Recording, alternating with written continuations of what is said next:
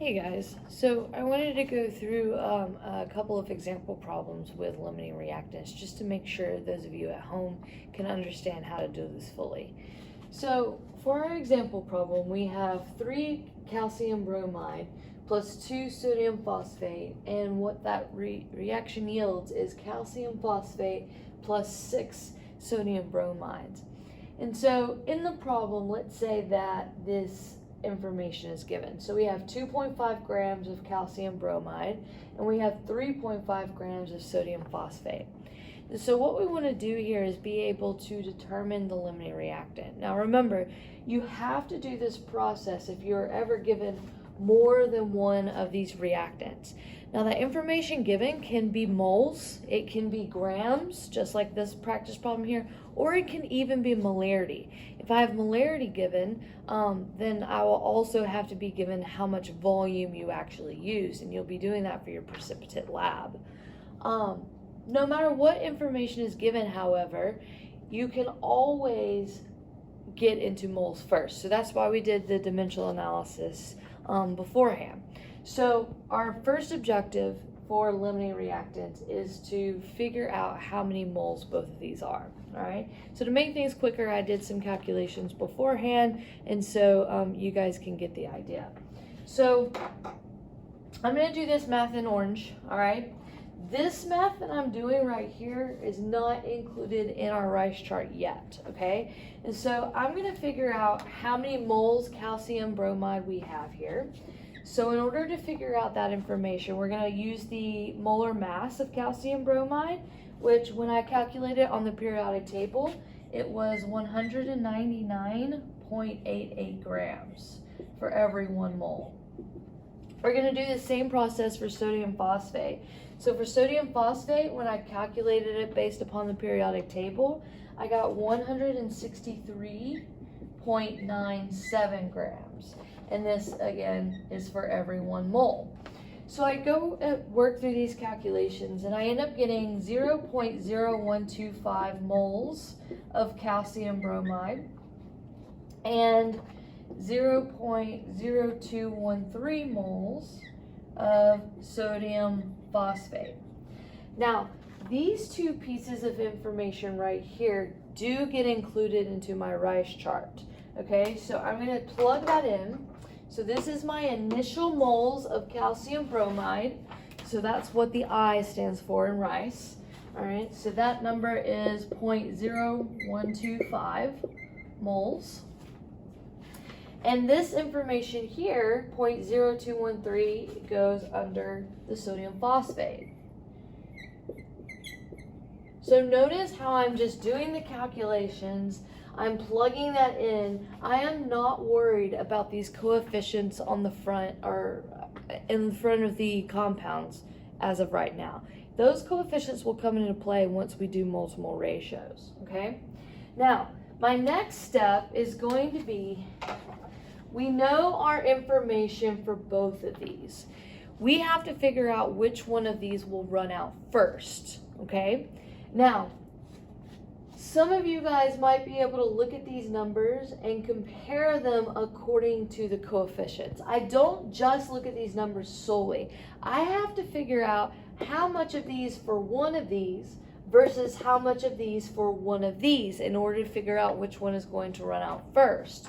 And so what I like to do, you can do it either way that you prefer, but I am going to take both of these values here. Notice how I'm not doing it in my rice chart. I'm doing it here in my sketch work, basically. I'm going to divide by each coefficient. So the coefficient I see in front of calcium bromide is 3, and the coefficient that I see in front of sodium phosphate is 2. Now what this is doing is just helping me compare one of these to one of these, because we clearly don't have a 1-to-1 ratio, right? So we're just figuring out how much is 1, how much is 1. Our smaller number will be our limiting reactant. So when I divide those two numbers, I end up getting these values, 0.004 and 0.0106. Okay, that is a 0 right there. Now, what does this tell me? Well, this tells me for every 1 calcium bromide, there is 0.004 moles. For every 1 sodium phosphate, there's 0.0106. These are the two numbers I'm going to compare to figure out my limiting reactant. And my limiting reactant is going to be the smaller of these numbers. So that tells me that the calcium bromide here is my limiting reactant. Now notice how I'm not putting this information into my rice chart. All it's doing is telling me that, hey, this guy is the one that's going to run out first. So therefore, his values are going to be the ones that dictate every single piece of information that I have here in the graph, or in the rice chart, sorry. So what I'm going to do now is make sure I fill out the rest of my initial line. So we don't have any of my products produced yet. When I figure out my limiting reactant, this is the amount that I'm going to use to dictate everything else. So notice how I'm putting my limiting reactant down, because I am going to use all of that limiting reactant. If I distinguish that this is a limiting reactant, there should be 0 left over. That means he runs out. Now what I'm going to do is use this value here to figure out all of these other values. Now technically what you're doing is just a multiple ratio, just like we did in dimensional analysis with this general stoic. The rice chart just has you shorthanded a bit without having to do all these different long stitches. So when we do a multiple ratio, we basically divide by what we're trying to get out of and multiply by what we're trying to get into. That's the same thing as saying, okay, well, if I start out with this amount of moles, I have to put that amount of moles on the bottom to be able to cancel out that unit. We're doing the same thing here. We're just doing it more so in our head or in our calculator rather than writing it out on paper. And this is totally will totally suffice for an AP exam. So I'm going to go through and I'm going to say limiting reactant, moles, divided by its coefficient. So I divide by 3, multiply by the coefficient I'm getting into. So 0.0125 divided by 3 multiplied by 2 is equal to this value, 0.0084 moles. Now, if you do this process and you find out that this value is greater than this value, that means that you'll probably have the wrong limiting reactant, so you'll have to reevaluate yourself when you come down to here, okay? Now, to figure out the calcium phosphate, what I'm going to do is take my limiting reactant, divide by its coefficient, multiply by the coefficient I'm going into. So that would be 0.0125 divided by 3 multiplied by 1. And that value there is 0.0042 moles. To find this amount here, again, use my limiting reactant because he dictates what everything is going to be reacting here. Take my limiting reactant, divide by the coefficient, multiply by the coefficient I'm getting into. So when I take 0.0125 divided by 3 multiplied by 6, I end up getting this value. All right? So what this line here tells me is how much reacted during the reaction, how much changed during the reaction. That's why we give it the C line for change. Now, at this very bottom line, this is my ending values. So how much is left over at the end of the reaction?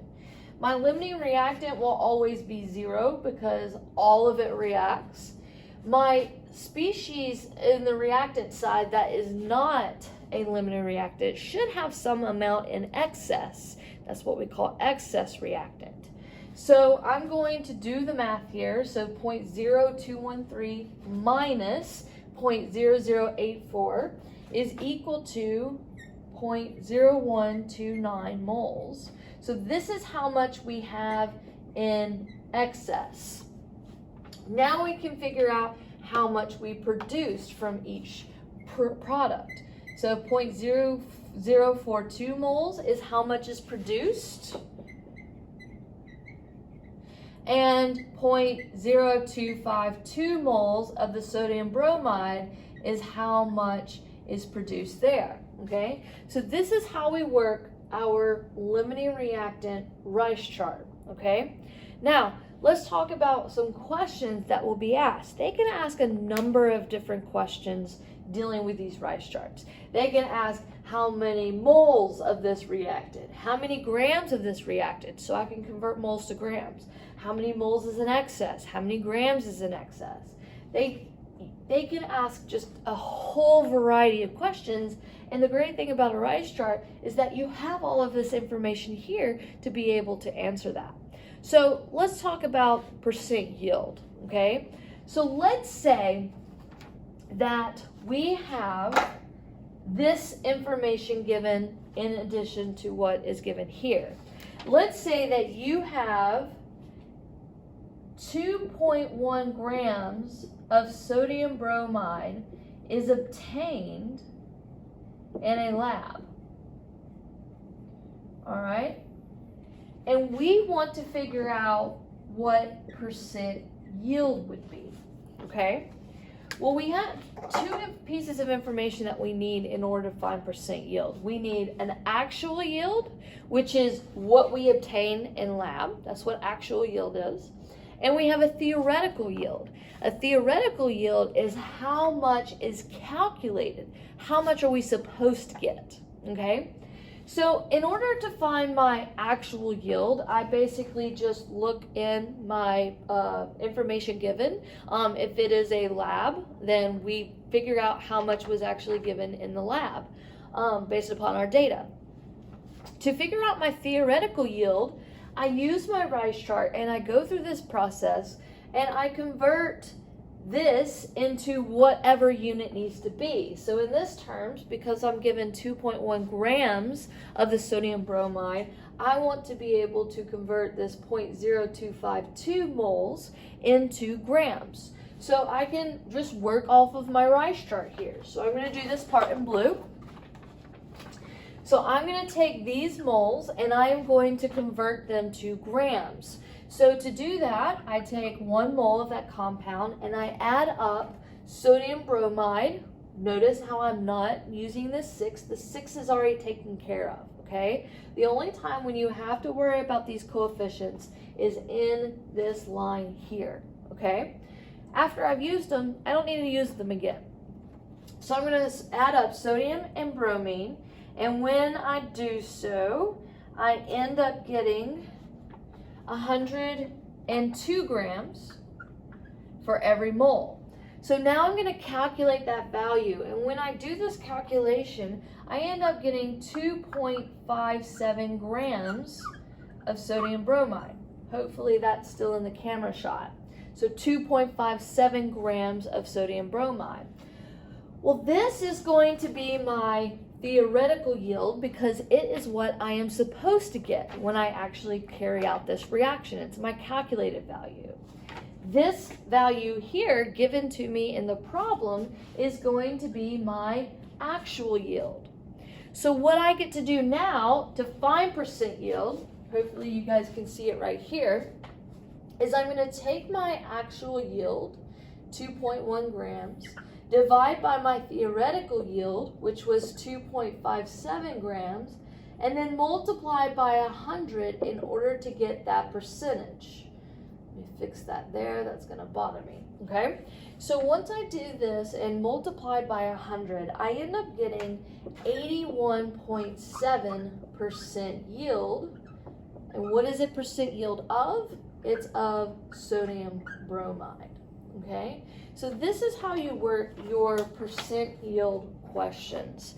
This is how we work through the process of limiting reactant as well. So hopefully this example problem helped you out. If you have any questions, just let me know.